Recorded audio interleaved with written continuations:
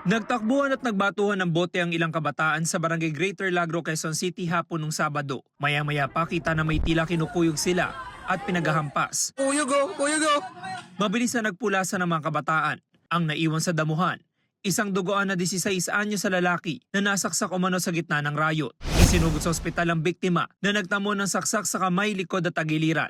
Kasalukuyan pa siya nagpapagaling. Ayon sa pulisya, sangkot sa riot ang dalawang grupo ng mga kabataan. Ang pinagmulan ng away nila, tuksuhan, and then previous sa grudge din ng mga gang nung dalawa, doon sila nagpang-abot sa Neapolitan. Doon yung parang naging meeting place nila. Kasi tinignan din namin yung mga cellphone, meron silang GC kung saan sila magtatagpo.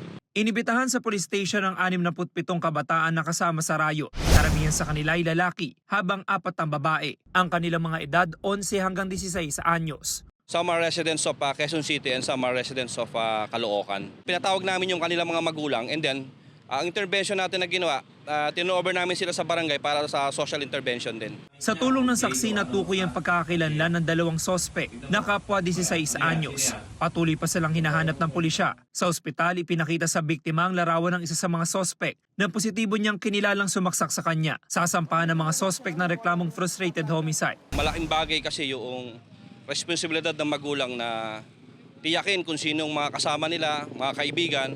Makakabuti rin na tignan nila yung cellphone, kung saan nagpupunta yung kanilang mga anak, para na sa ganun ay maiwas sa mga ganitong klase ng kaguluhan.